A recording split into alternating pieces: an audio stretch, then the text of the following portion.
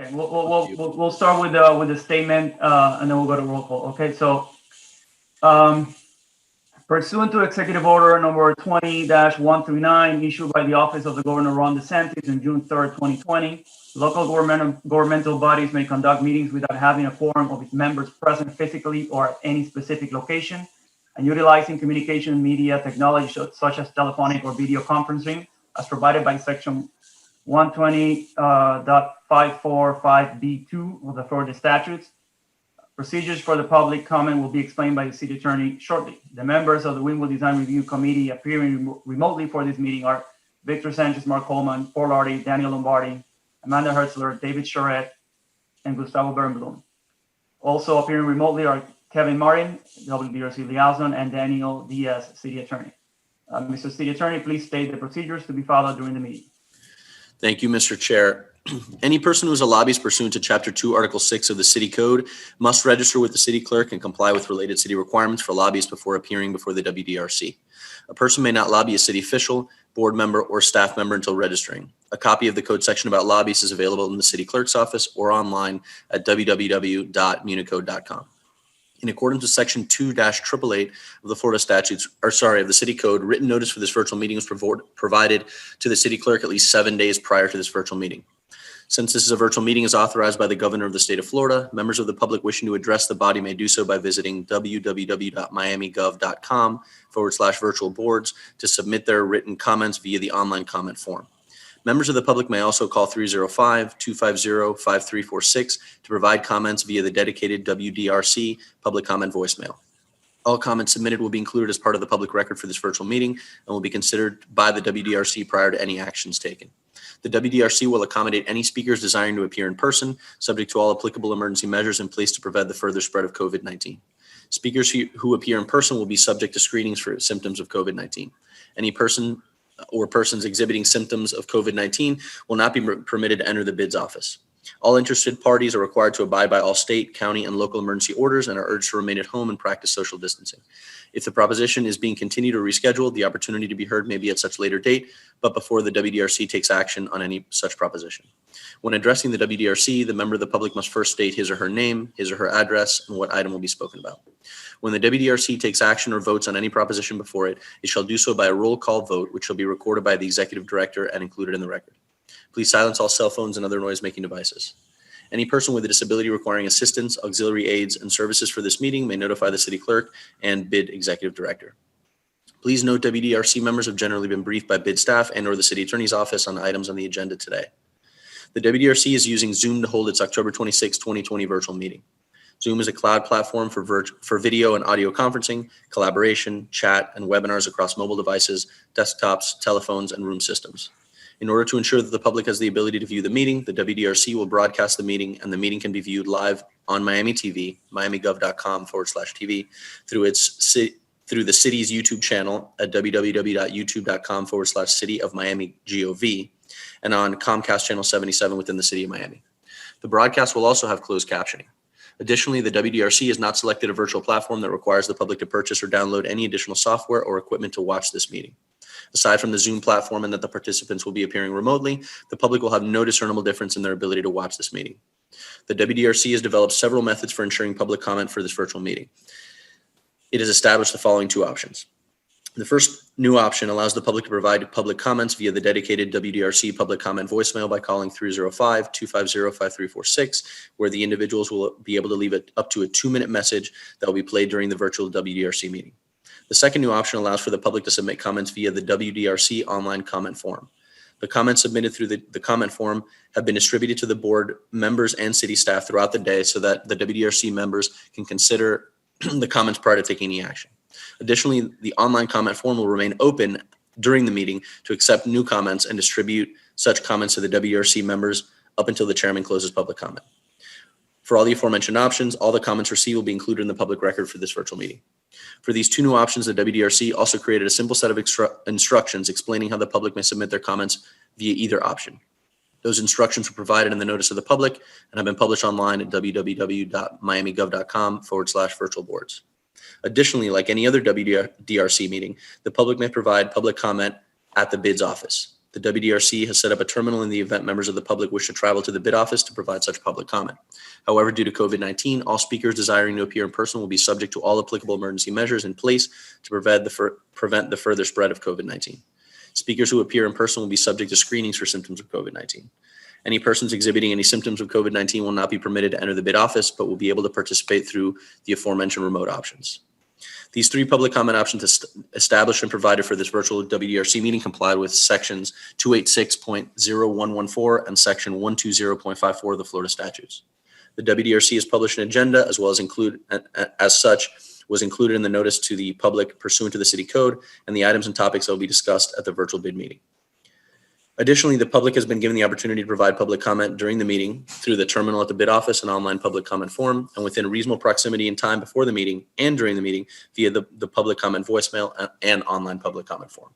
Moreover, section 286.0114, subsection 4C of the Florida statute specifically authorizes the WDRC to, quote, prescribe procedures or forms for an individual to use in order to inform the board or commission of a desire to be heard, to indicate his or her support, opposition, or neutrality in a proposition, end of quote. The WDRC, through its three public comment options, has provided three different procedures and forms to indicate, among other things, an individual's support, opposition, or neutrality on the items and topics to be discussed at the virtual WDRC meeting. The WDRC provided information on how to submit its comments in the notice to the public, on a dedicated webpage, and via its social media channels. Mr. Chairman, are you comfortable with all the notice provisions set forth and these uniform rules and procedures we've established for this virtual meeting? Yes, I am. Thank you, Mr. Chair. Okay, so let's move forward to roll call. And please just say verbally, I need to hear you say yes. I want to call your name. Mark Coleman. Yes. Okay. Gustavo Bernblum. Yes. Amanda Hertzler. Yes, I'm here. Orlardi. Yes, I'm here. All right. Glad to you joining us, Pauline. Hello, nice to see everybody. You David too. Charette? How are you? Love and kisses. David Charette? No. I'm sorry. And Daniel Lombardi? No. Okay. I think that does it for the roll call. So let's move forward to the meeting minutes. And Kevin, I wanted to clarify something. I was going through the package here, and I don't know if it's me, but I don't see the minutes from the last. There weren't any of the attachments. There weren't any of the attachments they mentioned in there. There were not, which would have been the August ones, right? It would have been the forms, I guess, yeah, or whatever. There were some missing attachments, are you saying? Yeah. The minutes, right? Because Go ahead, Victor. Sorry. if I'm not mistaken, correct me if I'm wrong, Mark, but the last were not adopted on the previous hearing that we had. Correct. We had 2 meeting minutes to approve. They were in the packet back to back. The July 2nd and the August 26th. The package that I got, it says motion summary, please reference one attached resolution recommendations from WDRC, which I didn't see anything attached. Correct. Then we can skip the vote if you want. I can look into it again, and we can always. Yeah, please do, because It's missing attachment. basically, it shows the motion for the minutes, but it doesn't. There's no information here as far as what the minutes are. Just so if you can look into that, and we're gonna On page 11 of the attachment that was sent, that's where it basically says motion summary, please reference the attached resolution recommendation from WDRC. right. I don't see anything attached. Okay, so while Kevin looks into that, we'll move on to item number 1, which is Okay. Before we move on, Victor, if we do have one public comment from the voicemail option. Okay. that we can Okay. play for everybody. There was no written public comment. Okay. Don't forget, you have to close written public comment during the meeting. If you're comfortable doing it now before we start or at the end of the meeting. But I'll play for you the voicemail message for now.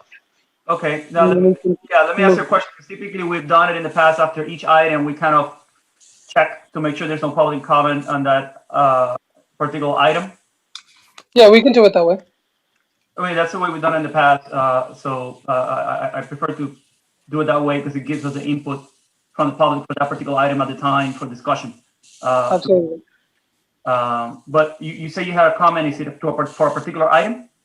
No, it's actually unrelated. I think it wasn't for the WDRC, but Let's we'll go ahead still and, play it. if it's unrelated, let's go ahead and listen to it now. Oh, yes. My name is Manuel Alman. I live at 3312 Northwest 5th Avenue. I'm commenting regarding the Wynwood Norte Community Vision Plan NDR2. I've been living in Wynwood since 1980, and I'm against Wynwood Norte Community Vision Plan NDR2. I've seen the ups and downs of the area, but I also know that the city has not done enough or shown any interest in the neighborhood until developers started buying up land in the area. The residents of Wynwood are taxpayers and shouldn't have to be pushed out by developers and have an increase of tax property and will affect small current business owners with high rents. After seeing the virtual board meeting on September 30th, 2020, I am disgusted on how the involvement of 4 out of 7 board members are affiliated with Westdale.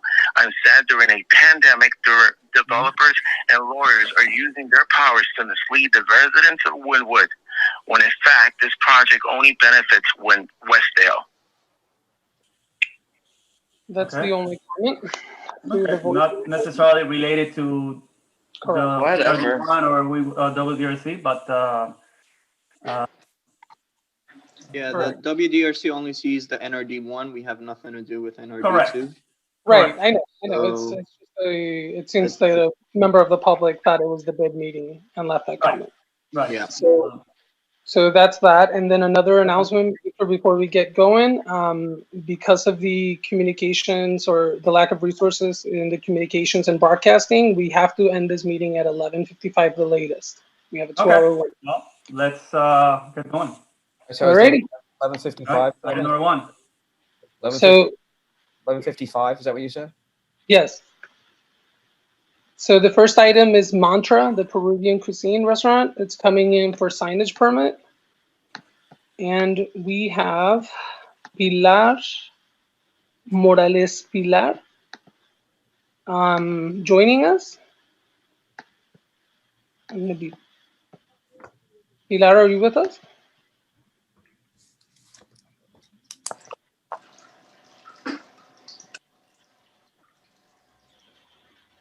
No?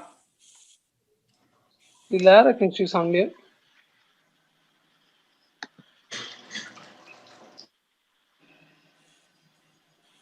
Good morning. Good morning, Pilar. How are you? I was trying to find the bottom. Okay. And Pilar, you can share your screen to walk us through your proposal. Okay. Hi, good morning, everyone. Okay, we are proposing channel letter sign. It's gonna say Manta Peruvian cuisine. I guess you have the PDF. Yeah, So this is basically it's a halo lid faced trimless channel letter. That means that it's not a regular channel letter. It's gonna be when you see it, the face is gonna be totally flat and it's not gonna have any trim. It's more modern and it looks better. Of course, it's gonna be LED illuminated. That's all. What we are proposing, it's channel letter sign. And give me 1 second. Let me open the other. Okay, so okay, the total square footage for this sign is going to be 19 feet, 0.8, and the storefront is 33.1 lineal feet. So I guess we are complying with the size of the sign as well. Okay. It's gonna be color blue. That's it. So, okay.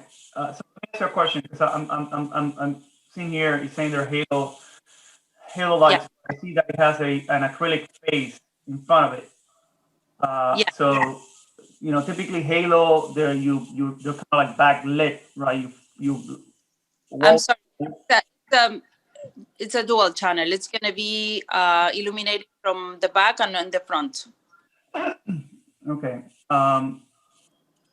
The issue we have, and again, this is not solely for this particular sign. We've had similar signs like this. Is the fact that we're typically not fond of the use of acrylic as a material, plastic material in the district.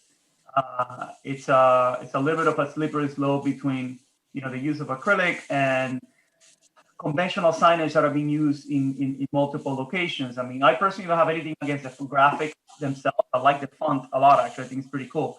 But the use of the plastic material in lieu of, for example, let's say aluminum or something, and I know it's more for a halo effect, it's something that we've been discouraging, and it is on our standards that we have for a couple of years that we adopted.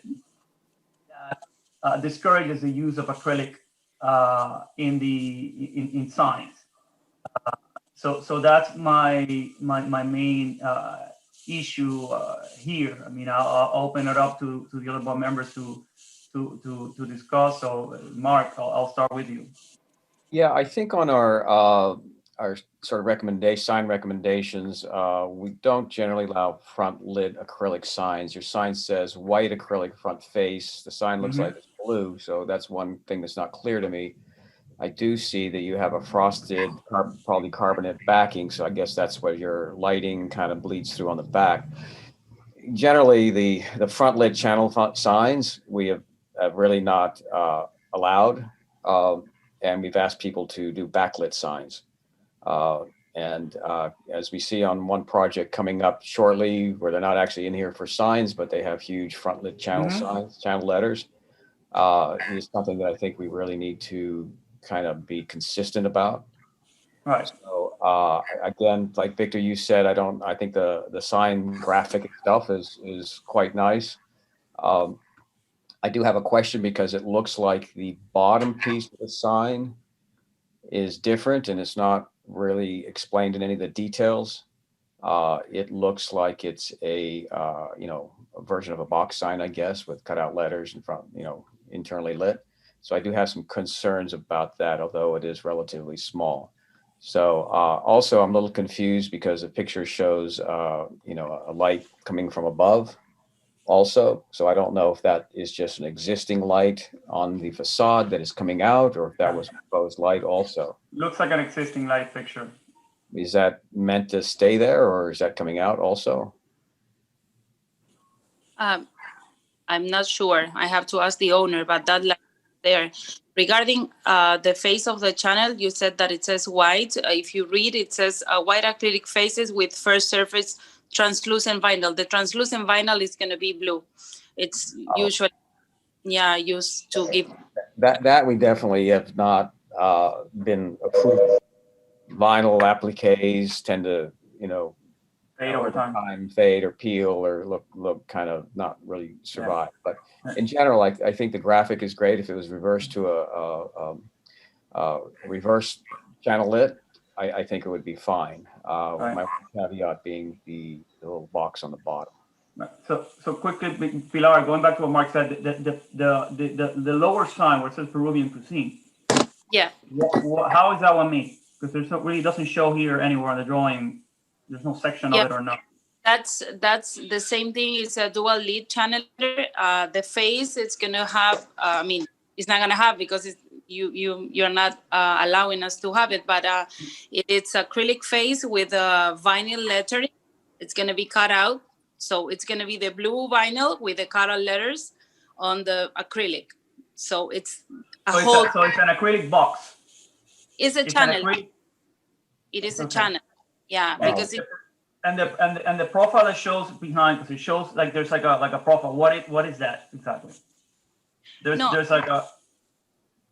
It is a letter like the Manta letters. It's the construction is gonna be the same. It's gonna be halo lit. It's gonna be illuminating from the back and on the front.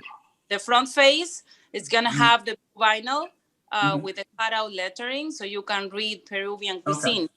I mean, that was the idea. Of course, now we have to change it. So Okay. I don't know. I just So wanted to basically- clarify that. So It's let's just basically, keep going here. Amanda, I want to finish, drink the coffee now. Do you have any comments? No, I agree. I mean, it's acrylic. It doesn't, it needs to be changed. We haven't approved acrylic signs since I've been on this board. Correct. And Gustavo, anything you want to add? I second the comments from Mark, yourself, and Amanda. Okay. Paul? I third exactly what Okay. we don't allow, so Right. it looks great. So again, Pilar, we can again. There's an easy fix in it. We typically would say, listen, just make it with aluminum front. It can be painted blue and keep the halo effect. That is something that we can make as a comment, as a recommendation, and that way, you know, you can just adopt that change and move on with the processes instead of having to, you know, to vote on it. So I Right. have a question. I can propose to the owner to do the manta on reverse channel, so it's gonna have just the halo lid on the back. But what about the Peruvian cuisine? Because if we keep the same design, we're gonna have to have a metal cutout base, and we're gonna have to put an acrylic on the back, yes, to protect the sign. So how I'm gonna do that? Because I think we've, I'm sorry. If we do the little box on the bottom with metal face, we can do it, but we have to do cutout lettering on that face, and on the back, we're gonna have to put some acrylic to be able the light to to protect the light. We cannot have it with an aluminum box with cutout letters and then the blue painted acrylic, I guess, or something, so that the Peruvian cuisine lettering. that would actually be white. That would be a white. Right, because it's too small, I guess, to do the actual halo letters on that size. and I think we've approved that before if it was a metal box with a cutout and the acrylic is being used to diffuse the light only. Yeah. I think we've approved that in the past. I think that you know, I understand the constraints about the size and not being able to perhaps do in such a size. I'll be open. I mean, I'll leave it up to the other board members, but I'll be open to allow that, you know, for the lower box and then maintain the bigger letters as reverse halo, you know, channel letters, I guess, in that case, and at least you know at least reduce the use of the acrylic, just limited to the bottom portion, which is significantly smaller, as long as it is within the aluminum box. So, if Mark, go ahead. Yeah, I guess I'm a little nervous. I mean, I think that's maybe a good solution to use basically instead of the blue vinyl applique, we're going to make that aluminum. So I think is what we're really basically saying. It is a box sign though, and we've got to be careful about that. I mean, it's relatively small and it's not the major part of the sign. So well, but it will be an aluminum box with the cutouts, as instead of when we refer to box signs, we refer to plastic boxes. Well, yes and no. If somebody came in with a gigantic, big square box that said CVS and it was aluminum and had to cut out and had no imagination there, I think we'd have a problem with that. And I think our guidelines say, I'm not saying I disagree with that because it's small and it's a sort of subservient part of the sign. It's not the main part of the sign. I think I'm okay if they came in with just a big box sign that said Peruvian cuisine, exactly like that is, and it was 10 feet across and you know, 1 foot 1 inch high, I would have a real problem with that. But again, since it's kind of a subservient part of the sign, is not the main part of the sign. Right. I guess I'm okay, but it is, like you say, a slippery slope. You know, box Right, signs. and again, that's why we hear every item, and each item is different, and I guess it's up to us to make a determination what we consider acceptable. And we're not the Supreme Court. We don't know by precedent 100% here. Okay, but Pilar, I want to make sure. I mean, Interactivo has come before us, several times, and I want to make sure you guys are looking at the sign guidelines, and at least taking your cues from those before you come back to it again. I think that's my advice to you guys, to avoid having to sort of make changes on the fly like this. Yeah, I appreciate that. I'm a permit runner and I work for different companies, and I always have some issues with this company. They want to have what the client wants, and I always explain to them it is not only what the client wants, it's also what the code says. So, Right. So, Thank you. I think we're all, I mean, unless any other board member has any further comments, I'm just gonna, I think it's safe to say that we'll vote on it with some recommendations. So I'm just gonna read them out and make sure we're on the same page, and then we'll vote on it, so we can keep going. So replace the mantra letters with halo. Well, reverse lit. Yeah. Reverse Halo aluminum letters, right? So they're, say that again, Mark, how would you describe it? Halo. I think there, and aluminum letters? Laura, correct me if I'm wrong. I mean, the reverse lit channel letters, I think, is the right terminology for that, or? yeah, reverse LED channel letter. Yes. Okay. Yeah. It's also called Halo Link, but it is a reverse channel. Halo lit. Okay. And then the lower letters replaced with aluminum box with cutout letters. I guess with acrylic, with color acrylic. No, it's gonna be white. White. With, okay, replaced with translucent acrylic. Yeah. Okay.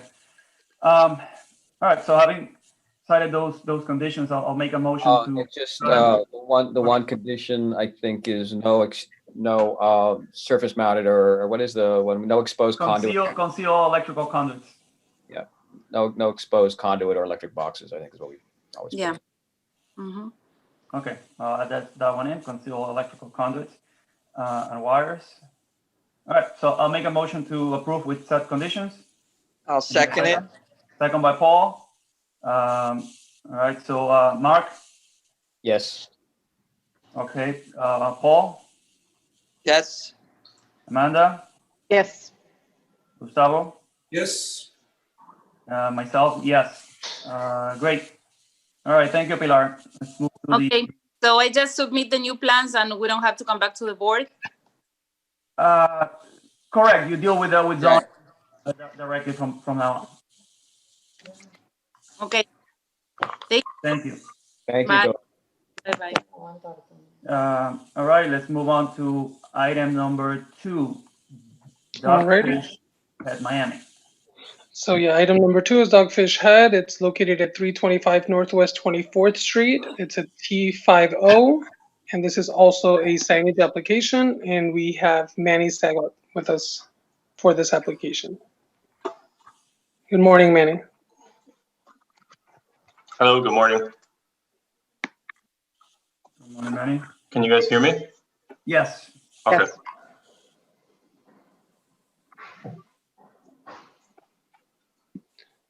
Manny, you can share your screen and you can walk us through Oh, your okay, proposal. sure.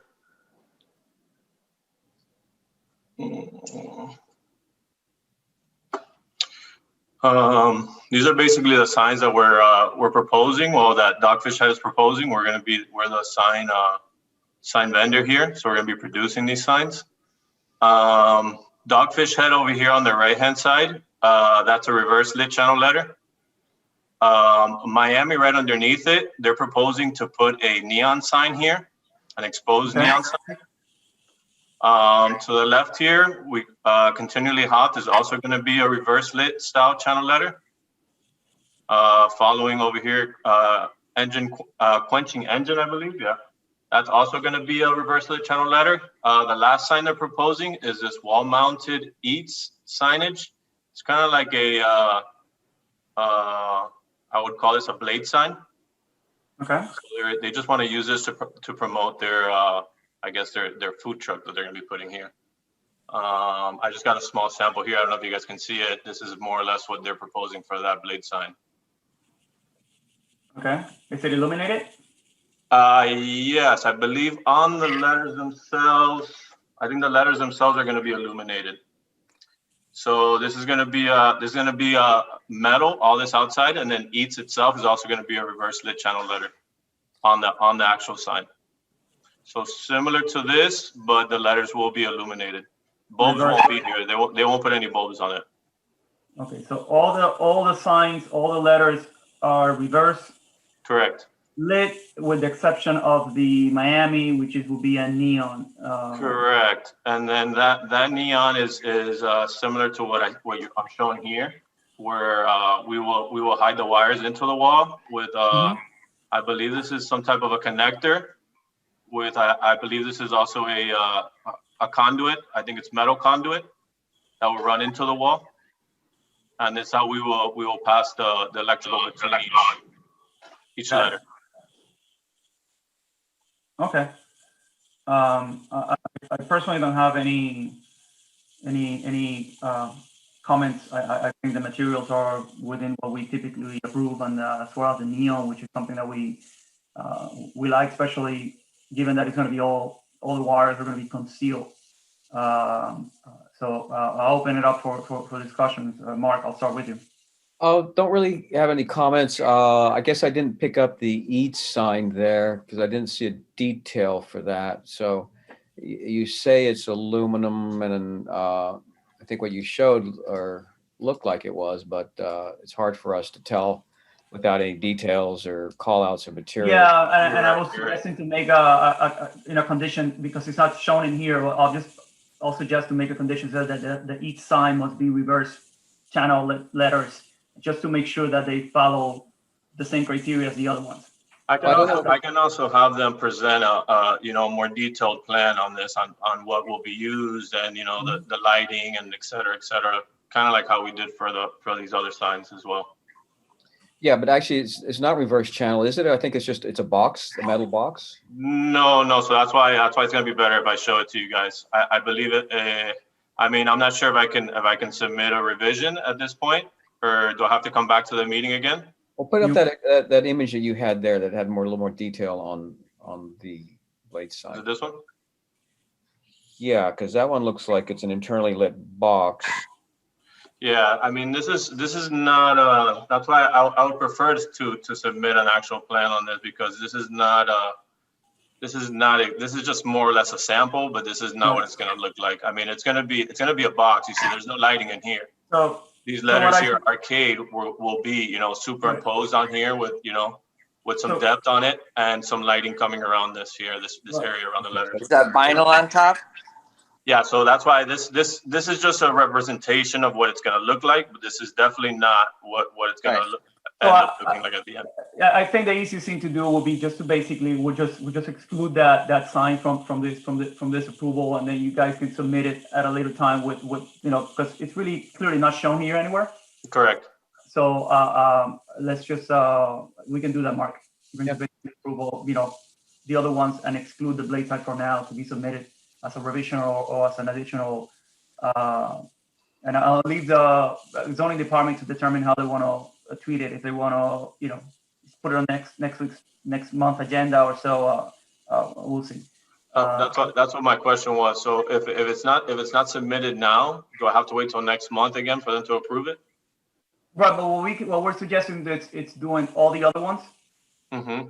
We're going to vote on the other ones, and this one will have to be either submitted separate or amended. I'll leave that up to the zoning to do it, because there's no information for us to discuss. Can we just maybe, Victor, just describe it verbally? Yeah, that's what I was going to say too. I'm okay with that. I mean, we can put the conditions. Yeah, just so we can move forward on this. Because I believe this meeting was moved already once, and I believe the meeting before I think it was our fault or something, but. If we could just approve it basically on verbal, which is what I stated, and then I mean, if additionally at the end you need me to supply it, I can always add it to the permit. If you want to make that condition too. It will have to be added to permit drawings. You'll need drawings. Okay. Yeah, it will absolutely be on your permits, but yeah, if you guys can find conditions so that you can add them to this resolution and approve it that way. Yes. Okay. I appreciate it. All right. So, Paulie, do you have any comments? No, I think if you could just explain to us, I think that will be cool with all of us to get you through. Okay. We'll make it a condition so far. That's what we're going to do. Gustavo, you have any comments?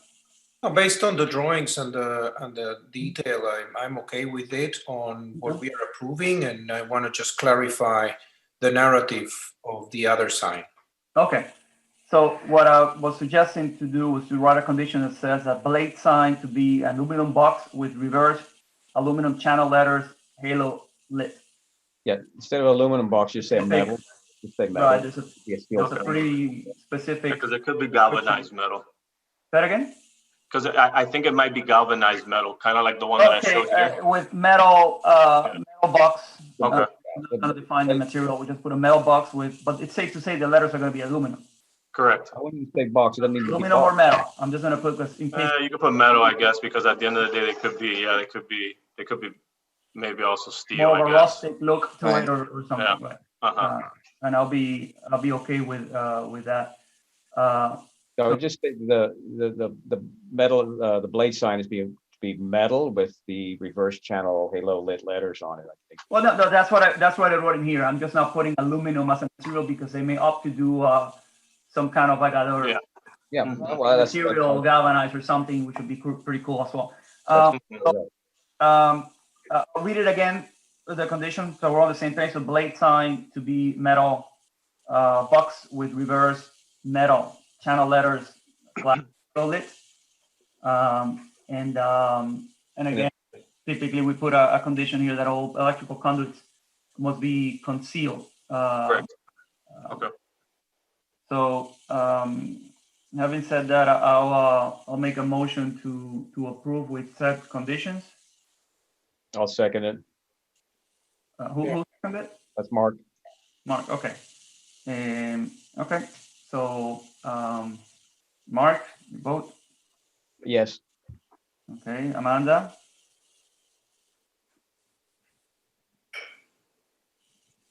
Amanda, you there? Sorry. Yes, can you hear me? Doesn't like it. Paul? Yes. Gustavo? Yes. Okay, and myself, yes. Good. You good to go? Thank you guys so much. Move on to item number Thank you, bro. Thank you guys for Thank making it you. easy. You can stop sharing your screen now, Appreciate and it. I will introduce item number 3 is Foot Locker, located at 2621 Northwest 2nd Avenue. This is a T50 and T5L property, and it's coming in for your review for facade modifications. We have Emily Limich here with us.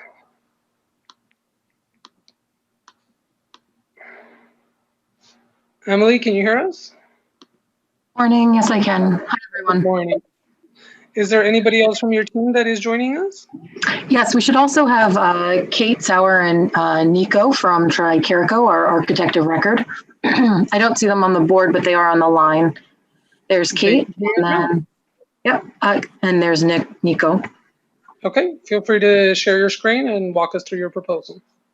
Yep, I'll ask Kate or Nico to do that. They'll speak to anything more technical, and I can speak towards the design and what we're proposing here at Foot Locker. Sure. Nico, I will share my screen. Okay. Okay. So this is an existing corner location that, as you can see on the screen here, is has the painted white and the purple decor with the black awnings around the building. And Foot Locker is proposing to paint it the bottom white, and then to install these perforated metal panels at the top band here. Just please note the signage is actually not part of this permit. That is being permitted separately by the sign vendor. They are also, Foot Locker is also infilling the window right in the corner right here. I'll go to the previous image.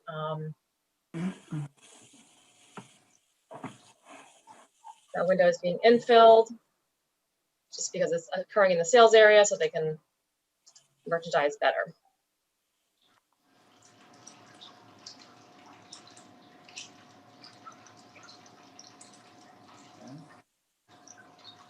Anything else? Or that's it?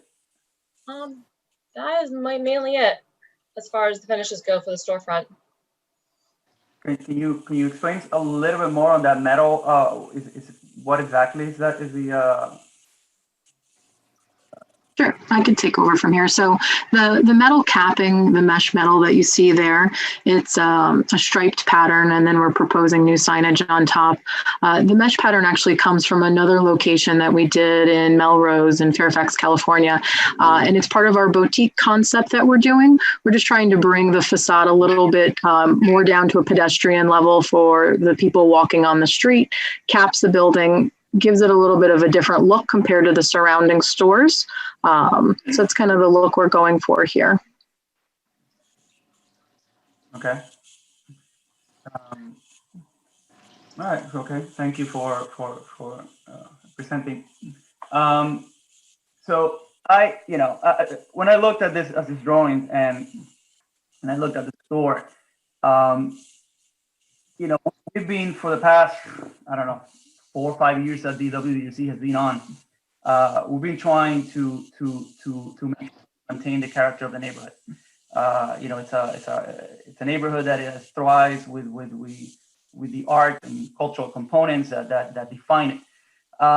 And when I see something like this that clearly tries to adapt the building to the brand, and rather than the brand to the building, I just don't see it really fitting the neighborhood. And it's ironic because Foot Locker it's a brand that has such a connection with the urban culture, and there's so much potential to do something unique here, engaging the artist community.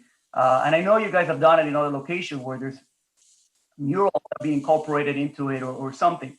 And it's just, in my opinion, it just looks generic. It just looks like precisely what we're trying to avoid in the neighborhood, which is just the erosion of the artistic creative component that already exists, and replacing it with something that follows strictly a brand identity, that no matter where in the nation the store gets open, it's easily recognizable because it looks the same and the components are the same. And I understand that brand identity is important, but there's ways of adapting a brand to a specific location. And in here, I mean, you look at the buildings in the neighborhood, you see the level of design and art inclusion into the project. And in this particular building, for example, this building, if you look at this on the Google Street from 3 years ago, before they did this awful white and purple paint, it was an amazing building, had an amazing mural in there, and it was just replaced with these purple triangles that say absolutely nothing. And now to start chopping it even into sections of it, it just, it just takes even more out of it. So, I mean, that's just sort of my comments. I mean, I'm not going to comment on the signage because that is to be in a future application, but I will tell you that sign as it is, it goes completely against the standards and the guidelines that we have adopted for signage in the neighborhood, which, speak more to raw materials, so more creativity, even painted signs to an extent. So anyway, I'll open it up for discussion. Mark, I'll start with you. Yeah, Victor, I think I agree 100% with everything you said there. When I saw this, I think the perforated metal kind of, okay, we're going to put it at a diagonal to kind of, spice it up a little bit is not really appropriate for Wynwood. I mean, I'm not going to condemn that material because I think it could be used in a super creative way, but seeing it as screening from garages and things like that. And the white base again is really un-Wynwood, and I would prefer to just see it as a all masonry building, put some cool awnings on it and paint a mural on it and be done with it. I mean, paint a cool mural on it. I think that would fit much more. I think this sort of has a very kind of half-hearted sort of understanding of what Wynwood is, and it's sort of the corporatization of Wynwood. And I really have a hard time looking at this and seeing this as something that really fits in with the neighborhood. I think it's exact opposite direction that we really want to be going on this. And as to your comments on the signage, I also agree with that. When I first saw this, I thought, oh my God, this is the sign, but I saw that it wasn't included, which is good. We don't have any problem with using, your graphics as far as your font and all that, but I think really we'll need to look at it a little more uniquely and come back with something that's really cool on the signage. The facade itself, a little disappointed they closed up the corner, but I think that's okay. They kept most of all the other glass that's there, and I don't think that was original. I think that was with this new renovation they've done there. But again, this corner really needs something to kind of spice it up, and I think a really, really cool mural or some sort of artistic treatment, I think would be more appropriate than what we're seeing here. Yeah, I mean, I think it's a shame that the window was deleted there, even if it could have been a display window, because all the other corners, I mean, the chamfered corner, it's an element that prevails in Wynwood. It's most of the original buildings along the Second Avenue and other blocks, they have either rounded or chamfered corners, and they've been reopened over time with new businesses, either through display art or it becomes main entrance to a building or something, or a focal point as you're driving through Second Avenue. And to have a blank wall with nothing there, it just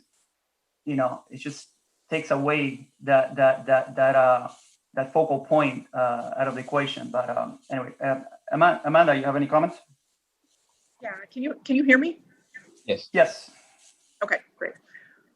So I agree with everything that you've all said. I think I'm going to start with kind of the chamfer corner since you ended with that and then kind of circle around to some of the other things. I agree that this is a huge opportunity. I don't mind closing the glass. I think we've gone back and forth on the idea of how much glass versus how much art. I view them equally important, so I don't necessarily mind that it's closed up. I do think that the folks at Foot Locker, I think, are missing an opportunity here. I mean, I think someone famously said, who wants to take a selfie in front of that? A long time ago on this board, and this is a perfect example. I mean, I think, guys, Foot Locker, being on a prime corner like this and having actually a solid wall gives you a huge opportunity to make your store a destination for graffiti tours and wall mural tours and all of these things that really happen and get pedestrians in front of your store. So I think from a marketing perspective, you're missing an opportunity here. It may not be part of the typical brand, but again, Wynwood is not necessarily typical. So with that being said, I also would kind of circle back and say, I heard you say that this is a treatment that you've done in Melrose. Again, I think to echo what everyone has said, Wynwood is unique. It is a unique destination, and we've tried very hard for as long as WDRC has been in place to maintain that character. And so, again, I'm just echoing what everybody else has said. The fact that this has just kind of a postage stamp kind of what has been done in other locations, I think does a disservice to Wynwood, and quite frankly, does a disservice to you coming into Wynwood and I think not embracing kind of the story of what Wynwood is and what it has been. So I'm not going to reiterate the signage. I agree. And when you come back in, you are going to have to, hopefully you've heard some of the comments previously. I think the signage is going to have to be resolved. But I think the takeaway here is really, obviously you need more art. The metal is, it is a little bit kind of Midtown Design District-y. I'm not necessarily against that if it fills in some of the blank walls with art and kind of creates a juxtaposition between that metal and the paint. But the takeaway would be really, if you are going to do something like this, that corner really just needs to be something fantastic that people are stopping in front of and taking pictures and it becomes part of kind of the culture and the tours of Wynwood. Okay, Gustavo? One thing, sorry, I, is the Foot Locker allowed to speak or we wait till the end? Okay. Gustavo? another thing you guys want to keep in mind, I agree 100%, but a white wall is will never last even a day. It will be a full-time job to keep So- that. Sorry to cut you off, Paul, but I'm just sitting here smiling because there will, of course, be a mural. This submission was just for the mesh header. We've already hired a local artist. He's in development with his artwork, and the closing off of the chamfered wall is twofold. Just from an interior standpoint, we need wall space to display product, but then on the exterior, it gives our artist a canvas to paint on. So yes, there will be a mural. That's one of the three themes is the local culture of Wynwood, sneaker culture and youth culture. So of course we want people to come and to be an Instagrammable moment. We'd love to be on tours if they're, for walkthroughs of the area. So this submission, just the metal mesh, we are developing artwork for the bottom portion of the building, and we have heard the feedback about the signage and how we'll need to tweak it. So before Paul, you continue and everyone, I just needed to say it. Yes, there will be artwork. It will go with Wynwood. There's no way in hell we would just have a white wall in this graffitied arts district. It's not even an option. It wouldn't survive, like you're saying. That changes everything. I think the signage definitely, it's a standard issue for us, but I think with art, with that, I have no problem with it. Love to see the art though. Okay. Gustavo, you're in? Well, I think that calls to a presentation of the concept, because if you are, I think you have to present everything together, right? Even though you might not have the final graffiti that goes on the wall, if the idea is to have that as part of the design of the facade, then it has to be shown along with the rest of, you're showing the signage, and even though that's going to be permitted separately, you're still showing it, which is correct in terms of idea, right? You should do the same with lighting. We should do the same with graffiti and with everything else that enriches, because what's happening now is that we see this helmet completely detached from the rest.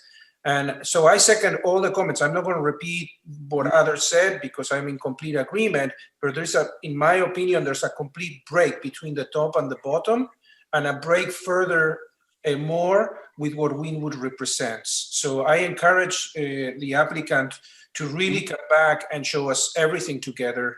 That's my comment. Thank you. I concur with you, Gustavo, and obviously we'll vote on it. But I feel that this is one of those projects that it would require so many recommendations and conditions and this and that we're not, it's beyond our role as advisory board, when to come up with a list of basically the design to an extent. When at least in my opinion, there's not enough in there to take on. And again, we're looking at this image now, but I think it's, that was not part of the original application, number one. And I also have an issue with this corner being sort of like dissected from the rest of the building, which, it just completely looks like you slice it there and you take this corner and say, here you go, these guys are going here. And it's completely irrelevant to whatever's going on in the rest of the building. And I understand that it's different tenants, but, the building is still one. This is not a segmented building. This was designed and renovated not, 5 years ago by Arquitectonica that did this original design for this building. So this was not a building that was original, completely unaltered, and that is slowly being transformed. Anyway, having said that, guys, and to the applicant, again, we can vote on it. We've always tell applicants that there's two options. We vote on it, or applicant has the opportunity to defer the item voluntarily and come back to us again, which is an easier process, in my opinion. So, like I said, we'll take a vote. Go ahead, Mark. Yeah, I agree, I think, with that. But I do want to reiterate, I mean, I do think that metal paneling is just not really kind of what Wynwood is about. It's so slick, sort of manufactured, and it's used as sort of stucco or metal stucco or just an applique, spreading it all over. And it's quite boring, actually. I find it, just not interesting enough from a visual standpoint. Mhm. And as Gustavo said, it's sort of like a helmet. It's kind of very ponderous over the whole facade and taking up, the top third of it or 40% or whatever it is. And it just doesn't leave enough space on the corners, certainly. And I think elsewhere for that mural to be. The mural is almost going to be subservient to this metal panel on it. That image that was back there. And again, nobody's going to stand there and take a selfie, even with that artwork there, because it's going to have too much of it's going to be all this metal work. It's just not going to be interesting enough. So I've used that metal stuff, and it's metal paneling, perforated metal paneling. It is great in the right application. It's a wonderful material. You can use it. But I just don't think it's appropriate for Wynwood. I think it sort of has this too sort of manufactured kind of slickness to it that it's not kind of the grittiness. So Can I also just really quickly just mention that I think just to help, I think move this forward or the next kind of round or however Foot Locker ends up doing it. I actually think the image that just popped up actually made it worse and didn't help at all. I agree with Mark. It just putting paint on the bottom, half of a building and metal on top didn't help the argument at all. And I just want to say that just so that's not what we see. What we see, right, indeed exactly. we decide to So, look at this again. So having said that, like I mentioned before, I mean, there's really two options in here. Like I said, we can proceed to a vote, or the applicant can voluntarily, defer the item, come back to us in a month. So I'll give you the applicant that opportunity before we vote. For the case, then, well, and if there's no public comments, Kevin, because I forgot to ask on previous items, I'm assuming there's no public comments. I've been monitoring and no, there's no public comment yet. No public comments. Okay, then I'll make a motion to vote on this item. And again, I'll vote to no. I need a second. I'll second that. Okay, so we'll take a roll call. Mark, vote. No. Okay, Amanda? No. Gustavo? No. Polly? Nope. Am I missing anybody? No, and myself, no. And so the applicant has to discuss with the zoning department and take the next steps to reapply to WDRC. So we'll move on to item number 4. Okay. Item number 4 is 2521 Northwest 3rd Avenue and 276 Northwest 26th Street. It's a T50 transit zone, and this is also coming in for facade modifications. And I have to recuse myself from this project.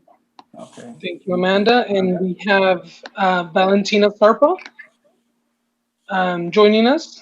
Valentina, feel free to share your screen and walk us through your proposal.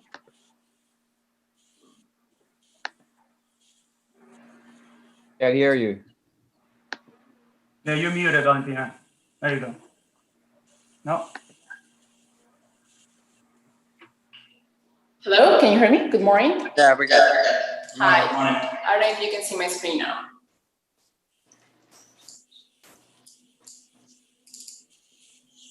All right. Okay. Can you see my screen? Yes. Okay, perfect. So this is going to be a one-story adaptive reuse project. This is basically a location of it. This is 26th Street and Northwest 3rd Avenue. As you can see, I wanted to show you more or less the context of the project. This is the existing condition for the project. As you can see, It's very simple building, and then the context around it, it's right next to the Wynwood walls, the garage, and Sack the Baker as well. So just for your reference, this will be the demolition plan. This project is basically divided into two buildings. This will be 276 and 2521 Northwest. I think it's important to mention that this whole thing is going to be divided into 3 retail spaces, which one of them, which is the gray area, it's going to be out of our scope, and it's going to be presented in the future by the new tenant.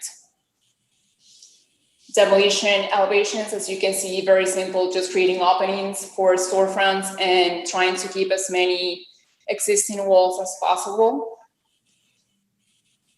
For the site plan, again, Northwest 26 and Northwest 3rd Avenue, 276, 2521. And then there's a back driveway on the back of the building that we're going to keep as existing to remain. Ground floor, again, very simple, retail number 1 and retail number 2, main entrance to both of the main streets, and again, access through the driveway. So for the concept, we wanted to basically maintain the essence of Wynwood and trying to keep this black and white kind of graphic art as a background. Then trying to enhance the entries, creating this black cube canopy that is actually gonna mark the entrance for both retail. Finally, creating these canvas that are going to be attached to the building as framing walls, creating opportunities for artists rather than just doing a glass building or creating art in all the building. We're going to create opportunities just for this simple kind of canvases elements.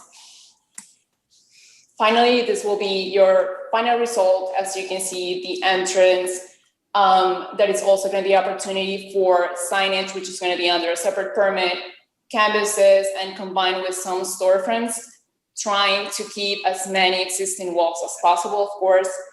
And then also taking the opportunity of creating this ambient light that is going to light the whole background, the black and white kind of art wall.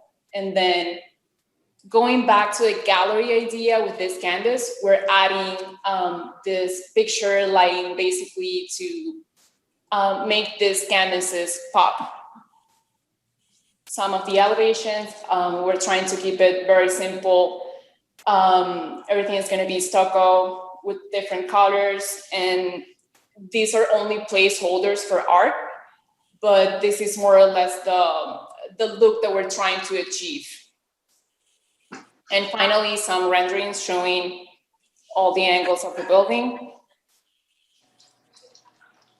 and some net shots as well. And I think that's it. Okay. Let me answer a question. The canvas that you propose in there, what material, what exactly is that going to be? How's that application work? Walls, and it's going to have dense glass and stucco on it. So it's basically just creating a 4-inch wall on top of the existing wall. Okay, so it's technically stucco. It's going to read as a different element. But as far as, okay, I thought it was actually like a fabric or something. I was a little bit concerned about that, but if it's just going to be denso and stucco, okay. So the corner, it's not going to be altered at this point. It's just going to be painted as part of this, but no alterations are proposed for that corner component. That if you can go to the 3rd Avenue and 26th intersection, I guess. So correct. So all of this area, we're not going to do anything to it. That's going to be per future tenant. So no storefronts, no canvases, no nothing. Okay, you're just painting it for now as part of the whole, and then correct. Once the tenant gets in there, we'll come in. Okay. Okay, I understand. Which again goes back to my point on the previous application. It's like, okay, it's one building, and you know, maintaining some sort of a continuity throughout the building. I think it's necessary. The signage box, is that envisioned to be made out of, is that metal, or is that also going to be like a dense shield and just frame? It's gonna be the same as the canvases, so metal framing and then dense glass and stucco, so. Okay. Yeah, I mean, it's a relatively simple design. I mean, looking at the original, the plans, and there's very little alterations to the facade itself, which, again, it's fine. I don't know how a retailer would truly benefit from that limited amount of windows but again, who knows? Perhaps a gallery can thrive in here. Listen, I think it's a simple application. I like the idea of these panels sort of projecting and purposely becoming art. It's almost like turning a gallery like inside out, and rather than have this, you have a backdrop mural, but then, and again, subject to whatever art goes in there, it could become more figurative or more defined art. So it reads more of a museum piece rather than just like a mural.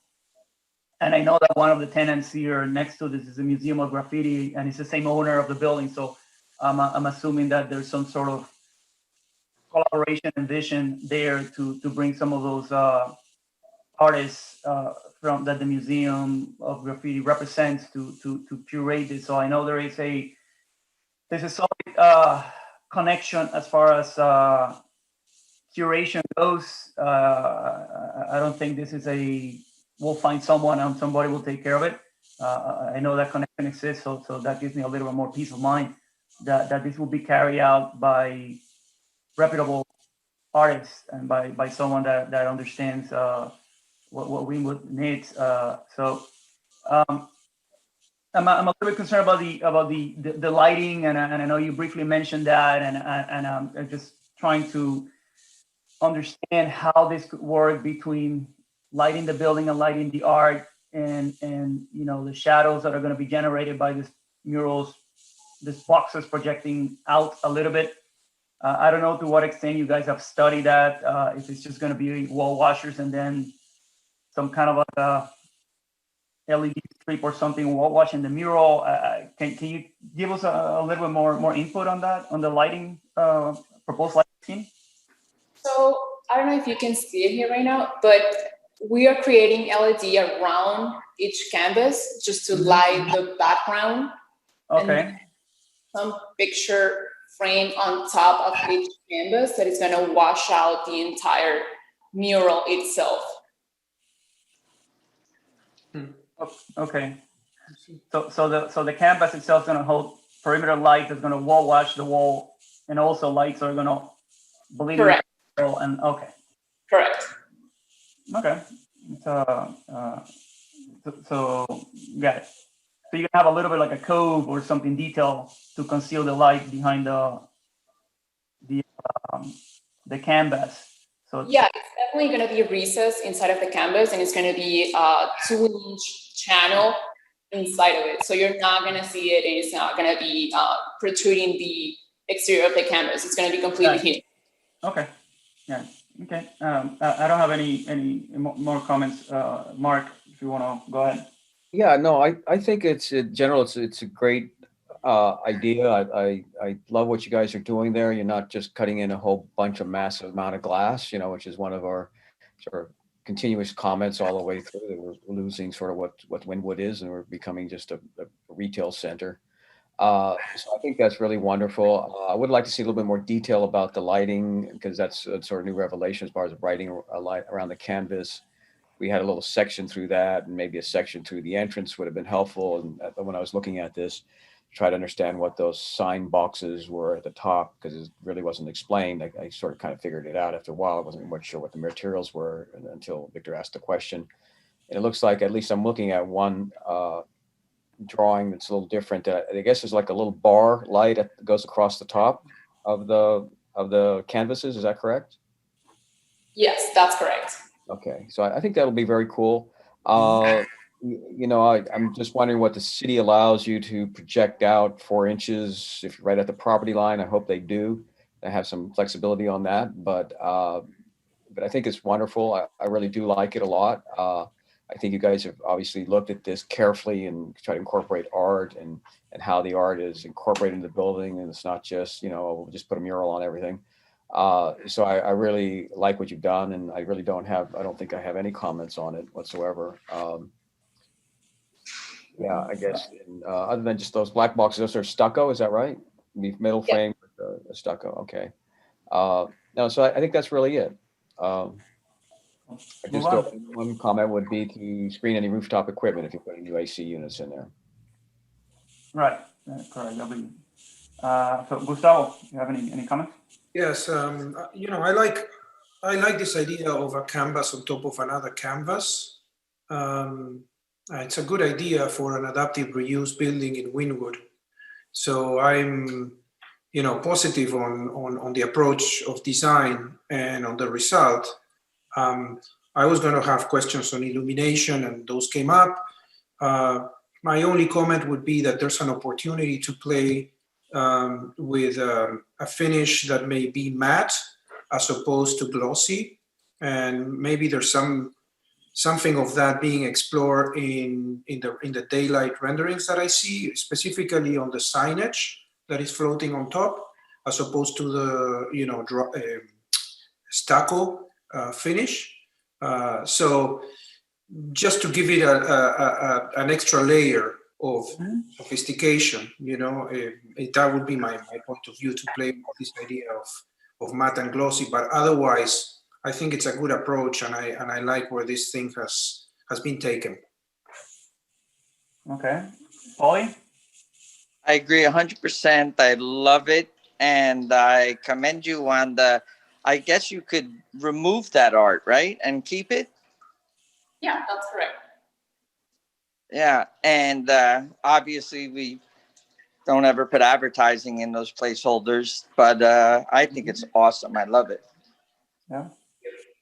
No, I listen. I think that it's a clever solution. It's a clever budget solution to adapt it, and it proves that to other applicants that you don't need to spend a fortune to make a building fit the neighborhood. You just need to be extra creative and come up with solutions like this that don't break the bank and deliver the punch.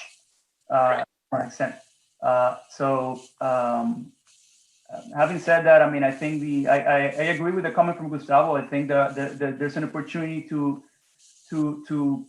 explore a little bit more with especially in those signage boxes, and with I like the idea of that the finishes and just kind of like hone in a little bit more, but overall I think the idea is great, and that's the only unimproved corner in that block. So when this building is done, all the 4 corners will be nicely improved, and I think will be greatly beneficial to the neighborhood. Having said that, I'll make a motion to approve with 2 conditions. Again, the recommendation from Gustavo of exploring some matte finishes or all the options for the signage boxes, and also to make sure that all rooftop mechanical equipment is screened or out of sight. In this case, actually screen, because the code, I believe, calls for screen. Yeah, there's no question what out of sight is if you got a 2-story building across the street. Right. Conceal rooftop mechanical equipment. So having said that, I'll make a motion to approve with some conditions. I second. Okay, second by Gustavo. Mark? Yes. Approve. Paulie? Yes. Gustavo? Yes. And myself, yes. So item is approved. Good job, guys. You can talk to us. Excellent. You can unrecuse yourself now. You're no longer. Thank you. Thank you. Before we go, I do have something to mention unrelated to any project, so I'm not sure if now is the time, but Victor, if you can just remember that. Go ahead. So I know that there is legislation going through right now. I believe it's due to be in front of the commission on some new NRD alterations. I know that we looked at it a few months ago, maybe quite a few months ago, actually, at this point. And I thought we had made, had kind of come to an agreement or made a recommendation on one thing, and it didn't show up in the NRD. So I just want to get it on record. Right now, as the code reads, you cannot have mechanical grills exhausting off of the mezzanine level at all whatsoever. I thought when we looked at it, we were okay if it was incorporated into the art and creatively solved instead of having just a mechanical exhaust grill. I thought that's what we agreed on. I just would like to go on record that it didn't show up, and I would love to kind of circle back and hear if there was a reason, or if WDRC board members still feel the same way, that if it is incorporated into art and creatively hidden, that we are okay with that.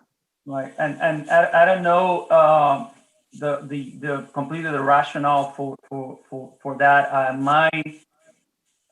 What I believe is that there were a couple of precedents that were set that really, especially Wynwood 25, that's forced that sort of decision of saying no, because there's a slippery slope between putting a grill, trying to make it incorporate into art, then it becomes subjective. So I think, does it meet the criteria or not? And I guess because they're finally acknowledging that the mezzanine level will be approved as effectively as an extra level, as long as it's being used for parking. I guess the trade-off was fine, we'll put that in. But still want to even know that there's something behind it, which again, it limits designers, because now unless you have decent setbacks on the sides or so, you're going to have to force to see how you ventilate upward the garage level. So I don't know what the planning and zoning department, what the rationale was for it. I guess it's just to prevent precisely this sort of like a gray area, which is, it's not nice, but it meets the criteria issues. I guess that's the reason. So I will say, Victor and Amanda, if you want, I can put you in contact directly, or you may already have his contact that David knows, so that you can maybe follow up with him and he can explain or walk you through the different iterations of the language to see why we landed on where we landed, and to see if, there's still a way to make some changes to what you feel should have been captured. Is it going to this first reading or second reading? Second. Second. Oh. Well, this is the time to make any change if you have to make a change. I think at this point the conversation has been had with Mr. Snow. I think that I wanted to circle back with the WDRC members, because my understanding was we were clear when we reviewed it, as far as WDRC was okay with artistic interpretations of that, versus just absolutely no grills, nothing allowed. Yeah, I don't know if you want to reach out to David Snow and get his take on it. I mean, he's sort of the architect of this amendment. We really, didn't have much input on the amendment itself. Although it's been going on for over a year, but they've been working on this amendment, and it was, again, we're kind of kept a little bit out of the discussion for because very few items are really design driven. A lot of it is most about density, and the bonuses are really the core of the amendment. So if you want to reach out to David and just clarify the logic behind that, you know, that wording, and I'm sure there's a reason for it, why they decided to go that route. And my guess is going back to what I said before, there's probably such bad precedent set that they're just trying to, in exchange for the governance floor, they're basically saying fine, but it's just covered completely. I guess that's my take, my guess. I don't know if it's the reason or not. Anyway. Does anybody have a copy of the most recent version? You can probably download it. I think the final document that was presented to the commission, it's probably on the website. You can download that. And I think it's the same one that goes to the second hearing, if I'm not mistaken. Yeah, but what's on the website? You know what, Mark, I think the bid sent an email with it. You can reach out to Manning also, and I think, or Alexander's on the call. He can probably that. I'll circulate it to the WDRC. That would be great. Thank you. Perfect. And to circle back on the meeting minutes, so I did provide to the city in anticipation of the meeting the minutes along with the attached resolution sheets. I don't know why they didn't appear in the agenda packet, but I did send out an email to each of the WDRC members. Kevin and Danny Diaz were included as well. And in it, you'll see the minutes and the resolution sheets. Again, I don't know why there was this weird disconnect. Yeah. I sent them earlier during the meeting as well. I sent also an email with all of the attachments for the minutes for both months. Yeah. So I guess we're gonna have to approve 3 minutes at the following board minute. We will do that, and yeah, I guess we'll do that, and we'll just make sure that we get them. I mean, and you guys. The confusion was on my part, and excuse me on that. I'm still trying to understand WDRC and how the processes work out. But I think to streamline it, Victor, if once, because I understand you do the resolutions, which are incorporated into the minutes. So when you draft those resolutions, if you can send them to both myself and Alexander, so that Alexander can attach those. Right, so I'm sending them to you only. I can send them to Alexander because every time for the past couple of hearings, I send them typically either the same day or the next day. I send them out with all the comments right. Yeah, one way or another, I get your resolution sheets, Victor, but okay. I don't know because I already did submit everything. Right. I think I got confused on whether the resolutions were part of the minutes or not, because yes, those are so because I have separate files for all of those. I have a file that's called minutes that only captures basically what the minutes are, and then the resolutions seem to be attached. Typically, the resolutions have been the core of the meeting minutes. It's pretty much what's aside from that, there's not much on the meeting besides the roll call and any other minor. No, I understand that. So I'll make sure to incorporate them. Let's just get them all together. When you have them, it could be now, anytime you have them, and we'll vote on. So you have the meeting summary. You have the meeting summary. You should have the meeting summaries in the packet, and you have all the attachments in the emails that Alexander sent today, and I also sent one earlier today when I realized the oversight on my part. Okay. So you should have them. Kevin, when you for the next meeting, just reissue all the meeting minutes that we need to approve, all the resolution sheets at one time, so that we get everything and everybody's focused. They're looking at the drawings, they look at the resolutions, and then we have the meeting. Okay. We got it. We passed it. Right. Okay. I did want to ask the board, did anybody have any issues downloading the materials from the Legislative Hub? I know we're doing it a little bit differently nowadays. Does that still work? I much prefer it that way because it's just one document. You get everything there rather than clicking on 5 or 6 different documents. So I think once some of the projects may be very large, that document might get big. I mean, I prefer it that way, I see, but I can imagine some of these things. right, that may change when we get a big project, right? Like 25 megabytes, and if you put 4 or 5 of those together, you're talking huge. So, but if they're small ones like this, it's certainly much easier to put them all together. I did have problems, just want to say, and maybe it was just me logging into the meeting today. So the one that went out and says you were invited to a Zoom meeting, I clicked on that and it just put up a schedule an event thing. It didn't actually send me to the meeting, so I don't know if I was doing something wrong. But anyways, just Okay. Thank you for the feedback. Yeah. Alrighty, that's all on my part. That's all right. So unless there's any other topic of discussion, I will. Do we have when our next meeting might be, or are we going back to the first Tuesday or second Tuesday rather? So unfortunately, I don't have an answer for you all right now because we have limited resources to get all of these virtual meetings to happen. There's a couple rules because of the the infrastructure that we have for communications. We're limited to 2 meetings in a day. Sometimes you have a meeting in a day that needs the entire date because it needs the airwaves. So I don't have a date certain right now. I'm already working on getting us another one.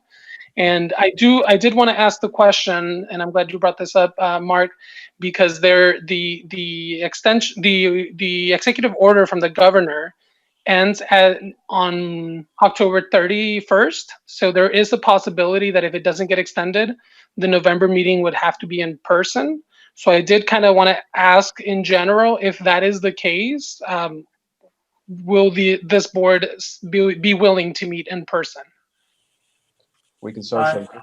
I personally wouldn't like to, and if we are forced to, I would do it under minimum personnel people. I'm definitely not wouldn't feel comfortable hosting it with 20, 30 people in there as usual, and we'll have to find out where the meeting's going to be held under what circumstances, because yeah, absolutely. So I mean, it would be expires in 4 weeks doesn't mean that things are getting Yeah. It would just be if the executive order is not extended, and again, safety precautions would be in place. It would probably have to be at City Hall because it's where we have the most infrastructure for this type of meeting to happen. It would probably be only the applicant that's presenting would be allowed in the chambers. You would most likely, the board members would be separated by either plexiglass or sufficient distance. So, but anyhow, we'll continue to monitor. Does the city already have a plan? So it's in development. I know there has been some in-person meetings, but again, we're kind of on a hold right now until the governor whether extends or doesn't. Okay. But I'll keep you all posted as we progress, and we'll continue to establish the next date, and hopefully we'll be ready. I mean, if we're at City Hall, I think a little more comfortable than obviously whether we're crammed into a conference room or something like that. Well, we'll wait for the city to tell us what their plan is, and then we'll take it from there. And if I can add one last comment, I don't believe the current Wynwood bid office would be a good place for meeting. It's not the biggest space. Correct. And like Victor said, it wouldn't really offer a good opportunity for people to come in and actually present, whatever plans they have. And I think preferably if we're going to be meeting in person, it would have to be some sort of open area, or we're really going to have a bigger to figure out place something here. with essential just the board and the presenter, and that's it. But we'll wait for the city to issue their guidelines, and depending how this thing goes, we won't know for the next 4 days. So exactly. And Martin, Kevin, I'm here. So I have maybe idea that you could possibly send out the meeting notice all for like the following months ahead of time. So at least we have, you know, the dates, you know, reserved. And if it turns out that we can't have quorum, we will just change it. But I think the board and the public might benefit from something that's a little bit more consistent in terms of scheduling. You know, it's been every second Tuesday of the month for, you know, since the WDRC was founded. And it's because of the pandemic, all of this has been kind of thrown into a loop, and people don't know when, you know, people still think it's happening every second Tuesday of the month. But look, here we are on the 26th and we're having our meeting. And Yeah. Alexander, I will say, please turn on your camera when you're speaking. And, you know, to add to that, I understand that we want to keep our regular schedule, you know, for everybody's benefit as much as possible. But, you know, trust me, we had a date. It was October 15th. You know, it was scheduled. An entire village had mobilized to make that meeting happen. And, you know, very close to the date, we got a notice from the city manager's office that another meeting had to take place on that date. We're And not just that important. because we are, you know, at the bottom of the list, basically on the hierarchy, you know, we got bumped out. And because all meetings have to be broadcasted, you know, there can't be more than one meeting at a time. We have, you know, tens of boards without the city. So I absolutely understand that keeping our regular meetings is what's preferred, but it is a challenge. You know, it's very limited of availability for these meetings to happen sometimes. But I'll continue to you know, try to get the date of the regular meeting or something close to that as much as possible. And I'll keep you all updated throughout that process. Understood. All right. Well, I think that does for today, guys. Thank you all, and I'll see you guys soon. And I'll adjourn the meeting. Stay safe, everybody. Thank you. Take care. Bye.